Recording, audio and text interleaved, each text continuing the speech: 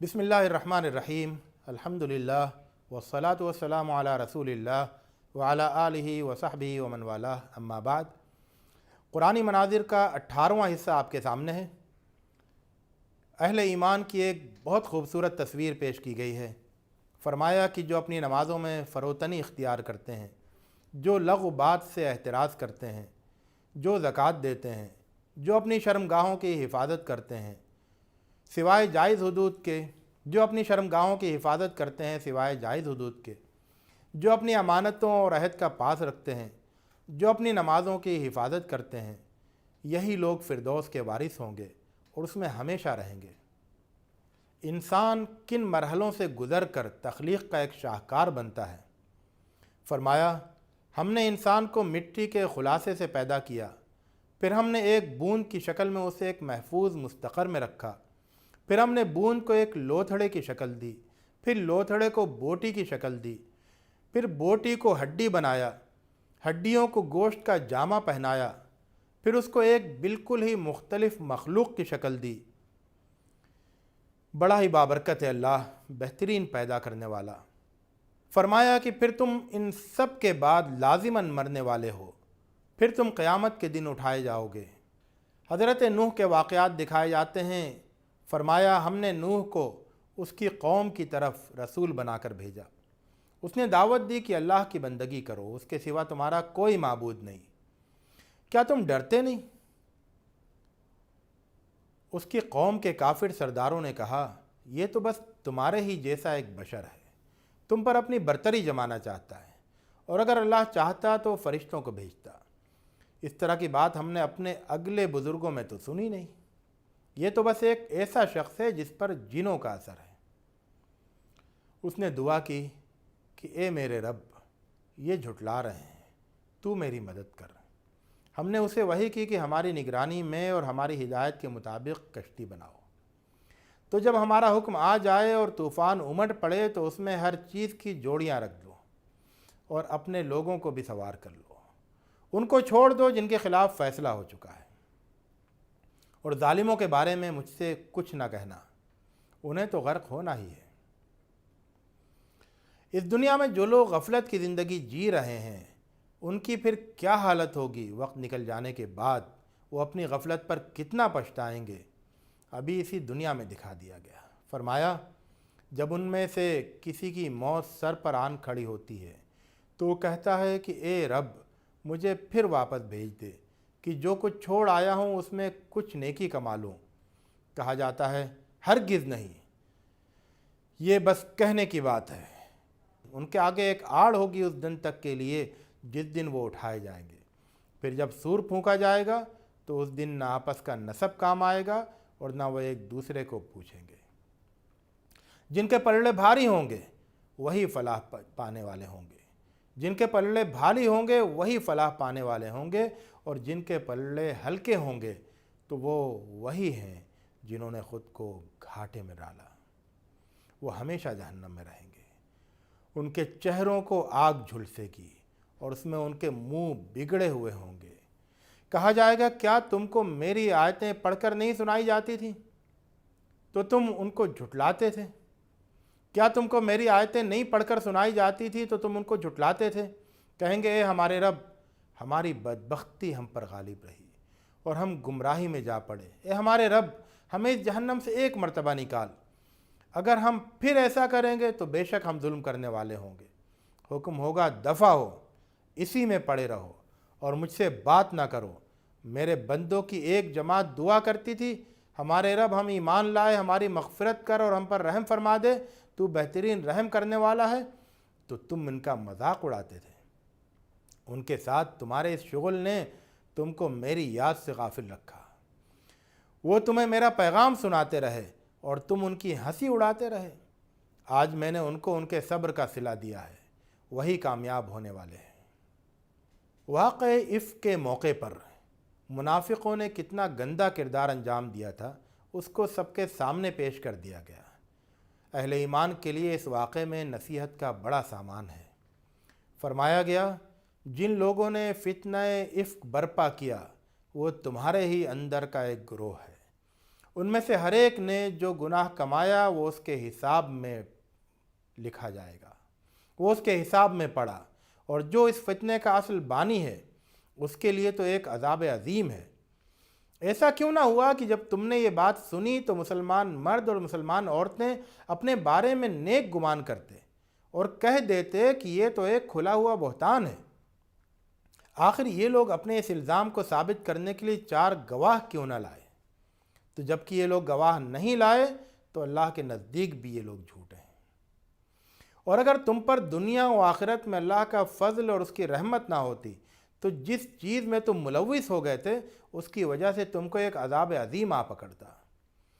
جب تم اپنی زبانوں سے وہ بات نقل کر رہے تھے اور اپنے منہ سے وہ بات کہہ رہے تھے جس کی بابت تمہیں کوئی علم نہیں تھا، اور تم اس کو معمولی بات خیال کر رہے تھے، اور تم اسے معمولی بات خیال کر رہے تھے، حالانکہ اللہ کے نزدیک یہ ایک بہت بڑی بات تھی۔ ایسا کیوں نہ ہوا کہ اس کو سنتے ہی تم نے کہہ دیا ہوتا کہ ہمارے لیے مناسب نہیں ہے کہ ہم ایسی بات زبان پر لائیں۔ معاذ اللہ، یہ تو ایک بہت بڑا بہتان ہے۔ بے شک جو لوگ پاک دامن بھولی بھالی با ایمان عورتوں پر تہمت لگاتے ہیں ان پر دنیا اور آخرت میں لعنت ہوئی، اور ان کے لیے بڑا عذاب ہے۔ اس دن ان کی زبانیں، ان کے ہاتھ اور ان کے پاؤں ان کے خلاف گواہی دیں گے۔ اس دن اللہ ان کو قرار واقعی سزا دے گا۔ اللہ پر ایمان لانے والے کے دل میں کیسا نور جگمگاتا ہے، اس کی ایک بہت خوبصورت تمثیل بیان کی گئی۔ فرمایا، اللہ آسمانوں اور زمین کا نور ہے۔ اس کے نور کی تمثیل یوں ہے کہ ایک طاق ہو جس میں ایک چراغ ہو، چراغ ایک شیشے کے اندر ہو، شیشہ ایک چمکتے تارے کے مانند ہو، چراغ ایک ایسے شاداب درخت زیتون کے روغن سے جلایا جاتا ہو جو نہ شرقی ہو نہ غربی، اس کا روغن اتنا شفاف ہو کہ گویا آگ کے چھوئے بغیر ہی بھڑک اٹھے گا۔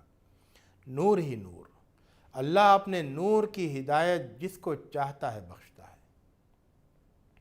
اللہ کے گھروں کو آباد کرنے والوں کا ایک خوبصورت منظر دکھایا گیا کہ ایسے گھروں میں جن کی نسبت خدا نے امر فرمایا کہ وہ تعمیر کیے جائیں گے، اور ان میں اس کے نام کا ذکر کیا جائے گا، ان گھروں میں ایسے لوگ صبح و شام خدا کی تسبیح کرتے ہیں جن کو کاروبار اور خرید و فروخت، اللہ کی یاد اور نماز کے اہتمام اور زکوٰۃ کی ادائیگی سے غافل نہیں کرتے۔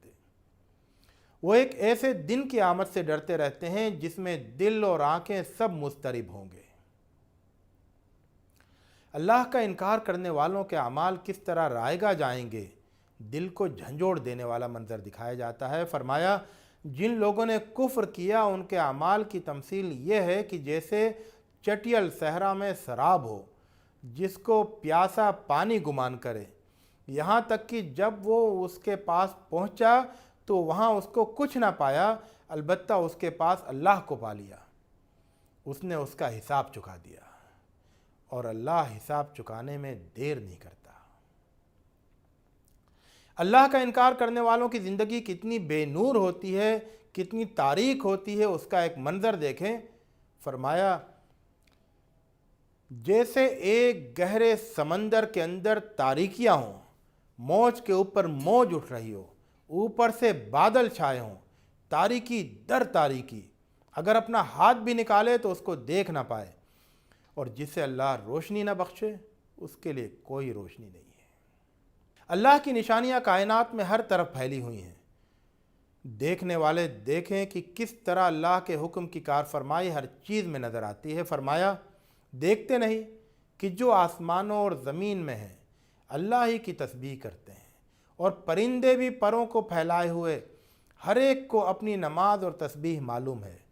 دیکھتے نہیں کہ اللہ ہانکتا ہے بادلوں کو، پھر ان کو آپس میں ملا دیتا ہے، پھر ان کو تہ بتہ کر دیتا ہے، پھر دیکھتے ہو کہ ان کے بیچ سے بارش نکلتی ہے، اور آسمان سے ان کے اندر کے پہاڑوں سے اولے برساتا ہے، پس جن کو چاہتا ہے ان کو نازل کرتا ہے، اور جن سے چاہتا ہے ان کو ہٹا دیتا ہے۔ اس کی بجلی کی کوند معلوم ہوتا ہے کہ نگاہوں کو اچک لے جائے گی۔ اللہ ہی ہے جو رات اور دن کو گردش دیتا ہے، اور اللہ نے پیدا کیا ہر جاندار کو پانی سے، تو ان میں سے بعض تو اپنے پیٹ کے بل چلتے ہیں، اور ان میں سے کچھ 2 پاؤں کے ساتھ، اور ان میں سے کچھ 2 پاؤں سے، تو کچھ 4 پاؤں سے چلتے ہیں۔ اللہ جو چاہے پیدا کر دیتا ہے، بے شک اللہ ہر چیز پر قادر ہے۔ سبحان اللہ۔ دوزخ کی ایک دل کو دہلا دینے والی تصویر سامنے آتی ہے۔ فرمایا کہ ہم نے قیامت کو جھٹلانے والوں کے لیے دوزخ تیار کر رکھی ہے۔ وہ دور ہی سے جب ان کو دیکھے گی، وہ اس کا بپھرنا اور دہاڑنا سنیں گے، اور یہ جب کسی تنگ جگہ میں باندھ کر ڈال دیے جائیں گے تو اس وقت اپنی ہلاکت کو پکاریں گے۔ آج ایک ہی ہلاکت کو نہ پکارو بلکہ بہت سی ہلاکتوں کو پکارو۔ اللہ کو چھوڑ کر جن کی پوجا کی جاتی ہے، وہ قیامت کے روز کس طرح ان پوجا کرنے والوں کے خلاف گواہی دیں گے، اس کا عبرت ناک منظر دیکھیں۔ فرمایا اس دن ان کو اور جن چیزوں کو وہ اللہ کے سوا پوجتے ہیں وہ اکٹھا کرے گا، اور ان سے پوچھے گا کہ کیا تم نے میرے ان بندوں کو گمراہ کیا، یا انہوں نے خود ہی صحیح راہ کھوئی؟ وہ جواب دیں گے تو پاک ہے، ہمیں یہ حق کہاں تھا کہ ہم تیرے سوا دوسروں کو ولی بنائیں، بلکہ تو نے ان کو اور ان کے آبا و اجداد کو دنیا سے بہرہ مند کیا، یہاں تک کہ وہ تیری یاد بھلا بیٹھے اور ہلاک ہونے والے بنے۔ یہ لو، انہوں نے تو تمہاری بات میں جو تم کہتے تھے تمہیں جھوٹ قرار دیا۔ اب تم نہ تو عذاب کو ٹال سکتے ہو اور نہ کوئی مدد پا سکتے ہو، اور جو تم میں سے ظلم کا مرتکب ہوا ہم اس کو ایک بڑا عذاب چکھائیں گے۔ اللہ سے دعا ہے کہ وہ بپھرتی اور دہاڑتی ہوئی ہلاکت خیز دوزخ تک جانے والے ہر راستے سے ہمیں دور رکھے۔ یا اللہ ہمیں دوزخ کی آگ سے بچا لے۔ وآخر دعوانا ان الحمد للہ رب العالمین۔